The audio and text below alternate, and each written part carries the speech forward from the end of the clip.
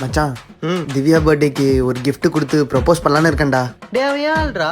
அவ ஏழ்றா. எப்ப பார்த்தா என்னதான் பார்த்துட்டு இருப்பா. யாரா அந்த பைத்தியக்காரன் உன்னை பார்த்திருப்பா? ஏய் என்ன மச்சான் யார் ப்ரப்போஸ் பண்றா பார்க்கலாமா? யாருக்கு அவ ஓகே சொல்றா பார்க்கலாமா?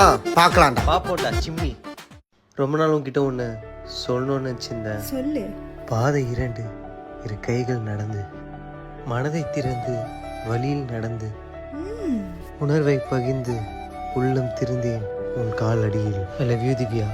சூப்பர்டா. ஆனா எனக்கு ஒண்ணுமே புரியலையே. புரியலையா? ம்ஹும்.